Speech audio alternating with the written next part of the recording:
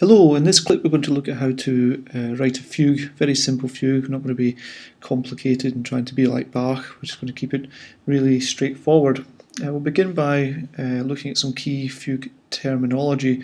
So if you look at the bottom right of the screen, you'll see there's subject, answer and counter subject there. You should be familiar with those terms. The subject of a fugue is the theme presented in the tonic key. The answer would be the theme presented in the dominant key, and the counter subject would be other counterpoint that goes along with the subject and answer. Furthermore, the answer comes in two different types: the real answer and the tonal answer. So some fugues will use a real answer, some fugues will use a tonal answer. A real answer is one which is an exact transposition of the original subject, so it's not modified in any way.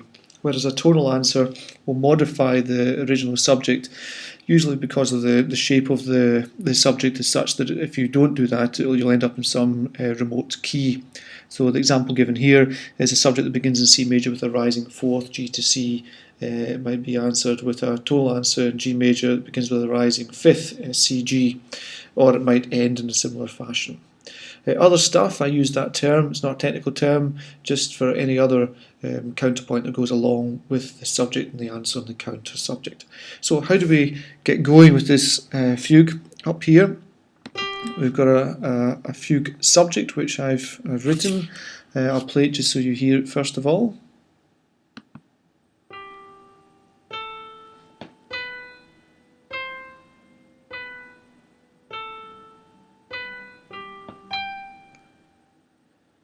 Okay, so there it is.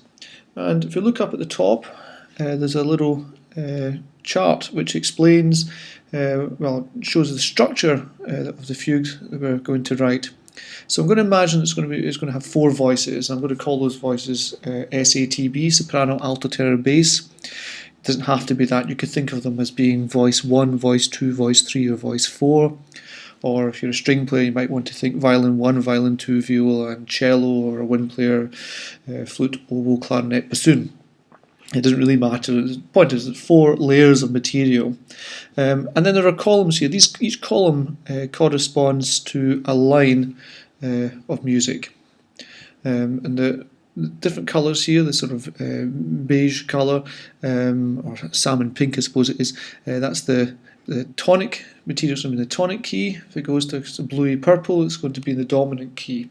So our first and third lines will be in the tonic key, and the second and fourth lines will be in the dominant key. And that's because in the first column here we've got the subject, which is then answered by the answer, which is in the dominant key.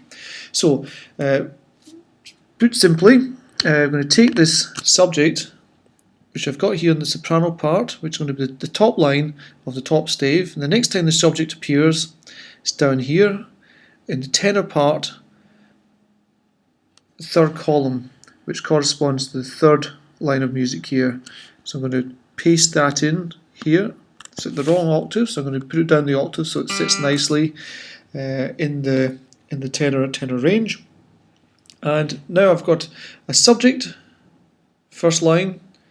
Then I'm going to have the answer in here in my alto part. I've now got the tenor with the subject, and down here I'm going to have the answer in the bass part. So how do I get the answer? Well, I'm going to use a real answer. I'm going to keep it really simple. I'm going to take this subject here, which is this one here.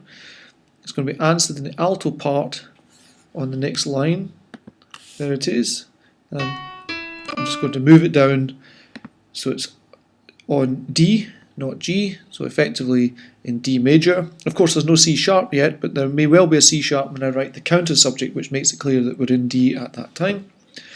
And then I'm going to take that part there, which is the alto, and it's the answer in the dominant, and I'm going to put it in the bass part, down on the fourth line down here, and I need to put that down the octave.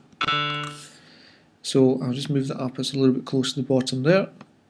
So now you can see the subject coming in the soprano part, answered in the alto part, then the subject appears again in the tenor part, answered again in the bass part. Here it is, subject, soprano part, answer in the alto part, subject again in the tenor part, answer again in the bass part. And that's the basic structure of our fugue that's now been set out for us.